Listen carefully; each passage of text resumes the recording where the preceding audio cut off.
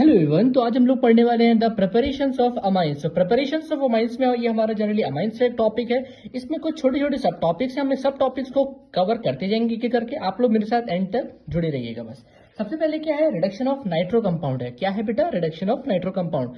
उसके बाद क्या है, अमोनोलाइसिस ऑफ अल्काइल हैलाइड। तीसरा क्या है, रिडक्शन ऑफ नाइट्राइल। चौथा क्या है, रिडक्शन ऑफ अमाइड। पांचवा क्या है, गैब्रियल थैलामाइड सिंथेसिस। और छठवां क्या है, हॉफमैन ब्रोमामाइड डिग्रेडेशन। तो सबसे पहले देखिए क्या पढ़ेंगे, रिडक्शन ऑफ नाइट्रो कंपाउंड। देखिए बेटा, रिडक्शन ऑफ नाइट्रो कंपाउंड में एनसीईआरटी ने जनरली हमारा बेंजीन का दिया गया है। तो उसमें होता क्या है, नाइट्रो बेंजीन में हम क्या करेंगे, H2 निकल पीटीपीडी। बेटा H2 निकल पीटीपीडी बहुत अच्छा रिड्यूसिंग एजेंट है। ये जनरली सभी को कर सकता है, चाहे वो हमारा एल्डिहाइड हो, कीटोन हो, अल्कोहल हो, सभी को ये चेंज कर देता है। ठीक है। नाइट्रोबेंजीन में क्या होगा, H2 निकल पीटीपीडी और इथेनॉल। अब ये क्या करेगा, अब जैसे ही हम इसमें डाल देंगे, जैसे इसमें ये डालेंगे तो क्या बन जाएगा, एनिलीन बन जाएगा। नाइट्रोबेंजीन अगर में हम क्या करेंगे, Sn प्लस HCl या FeHCl भी डालते हैं तो भी हमारा क्या बन जाएगा, एनिलीन बन जाएगा। यानी हम तीन तीन चीजें, H2 निकल PD plus PD, H2 nickel plus H2 plus nickel plus PT और पीडी और इथेनॉल, Sn प्लस HCl और FeHCl, ये तीन चीजें यूज करेंगे। बट हम जनरली यूज क्या करते हैं, FeHCl, क्योंकि Fe बेटा सस्ता, आयरन सस्ता होता है। और FeHCl जब कंबाइन करता है तो बनाता है FeCl2। और अगर हम इसमें हाइड्रोलिसिस कर देते तो हमारे पास HCl फिर से बन जाता है, तो इसमें कोई प्रॉब्लम नहीं होती है। ठीक है। तो Fe और Fe सस्ता भी पड़ता है, तो आयरन स्क्रैप हम यूज करते हैं। देखिए अगर हम एनसीईआरटी ने तो हमें सिर्फ किसका दिया गया है, एरोमेटिक एरोमेटिक का दिया गया। अगर हम एलिफेटिक का देख लें, अगर हम एलिफेटिक नाइट्रो कंपाउंड लेते हैं तो देखिए RnO2 और उसमें LiLH4 डाल सकते हैं, H2 plus nickel plus Pt और Pd और SnHCl और FeHCl। क्या बन जाएगा, NO2 हटेगा, NH2 जुड़ेगा। सिंपल सी बात है, NO2 हटेगा, क्या जुड़ेगा, NH2 जुड़ेगा। ठीक है, सिंपल सी बात है।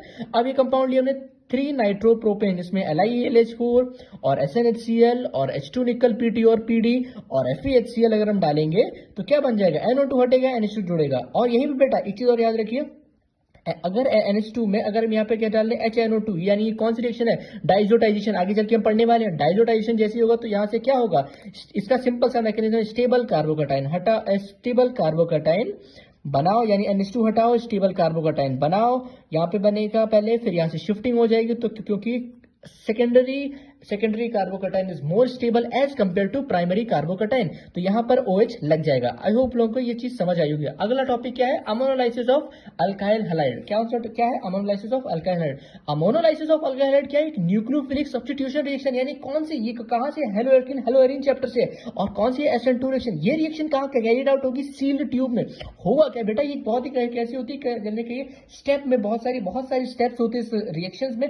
अमोनोलाइसिस में क्या होगा, सबसे पहले हम अल्काइल हैलाइड लेंगे और लेंगे अमोनिया से होगा क्या, ये X होगा और यहां से क्या एक H निकलेगा, तो क्या हो जाएगा, HX यहां से निकल जाएगा और क्या होगा, RNH2 बनेगा। सबसे पहले क्या बनेगा, RNH2 बनेगा, फिर इसमें से क्या होगा, RX। अब देखिए बेटा, ये जो H2 है ना, एक H यहां से निकलेगा, X बेटा आपको पता ही होगा, X तो निकल ही जाता है, X तो यहाँ से क्या होगा, H और X निकल जाएगा, H और X निकल जाएगा तो क्या बन जाएगा, सेकेंडरी। पहले क्या था, पहले बनेगा प्राइमरी अमाइन, फिर बनेगा सेकेंडरी अमाइन, फिर से HX निकल जाएगा और RX हम यहाँ पे डालते रहते हैं तो क्या बन जाएगा, टर्शियरी अमाइन बन जाएगा। फिर क्या होगा, फिर से यहाँ पे HX निकल जाएगा, RX फिर से कंबाइन कर लेगा और यहाँ पे बनेगा क्वाटरनरी अमोनियम सॉल्ट।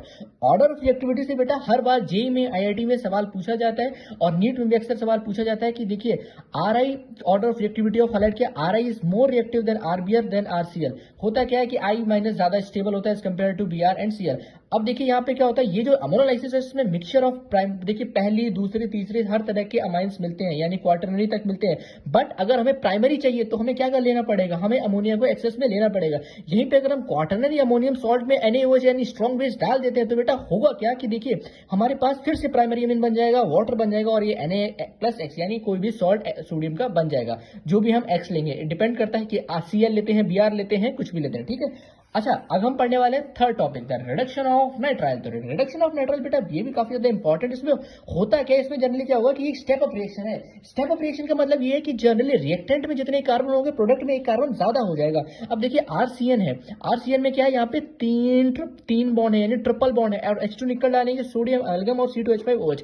हुआ क्या है, दो बॉन्ड टूट जाएंगे, यहाँ पे HH, यहाँ पे भी HH, होगा क्या, बन गया RCH2NH2 यानी अल्केन अमाइन बन गया किससे, अल्केन नाइट्राइल से। यानी क्या हुआ, H2 निकल और सोडियम H2 निकल या सोडियम एमलगम विद C2H5OH यानी इथाइल अल्कोहल के डालने से हमारे पास क्या बन गया, प्राइमरी अमाइन हमारे पास बन गया। और कैसा एक रिएक्शन होगी, स्टेप अप रिएक्शन, यानी एक कार्बन ज्यादा। अब हम लोग पढ़ने वाले हैं रिडक्शन ऑफ अमाइड के बारे में। रिडक्शन ऑफ अमाइड में बेटा ये भी बहुत अच्छी रिएक्शन है। इसमें होता है कि हम अल्केनामाइड लेते हैं, क्या लेते हैं, अल्केनामाइड लेते हैं। LiLH4 हमने बताया बेटा, LiLH4 एक अच्छा रिड्यूसिंग एजेंट है। एक अच्छा रिड्यूसिंग एजेंट होने के वास्ते ये क्या करेगा, जनरली यहाँ से RCH2NH यानी अल्केनामाइन बना देगा। क्या बना देगा बेटा, अल्केनामाइन।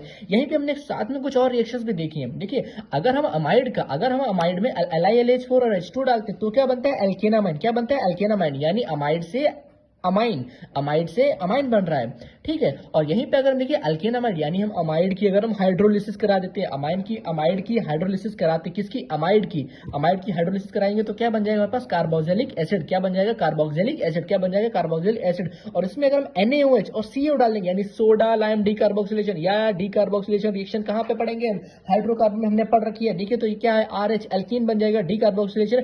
और ये कैसी है, स्टेप डाउन रिएक्शन है बेटा। कैसी रिएक्शन है, स्टेप डाउन रिएक्शन है। वहीं पर हम देखिए बात कर लेते हैं RCOH में अगर इलेक्ट्रोलाइसिस QH, ये भी कहां पे हम पढ़ेंगे, हाइड्रोकार्बन पर। और बेटा ये तो बहुत अच्छी रिएक्शन है। इसमें क्या होता है, कॉल्ब इलेक्ट्रोलाइसिस नाम है। और इसमें क्या होंगे, इसमें जनरली स्टेप अप रिएक्शन है। और इसमें होता क्या है, ये देखिए यहाँ पर 2 RR, देखिए यहाँ पे 2 RR निकल जाते हैं। और ये यहाँ पे देखिए CO2, जनरली पूछते हैं कि ये CO2 कहाँ होता है, एनोड पे होता है। किस पे होता है बेटा, एनोड पे होता है। कैसे याद करेंगे, AC याद करेंगे। ये किस पे होता है, कैथोड पे। किस पे होता है बेटा, कैथोड पे, ठीक है।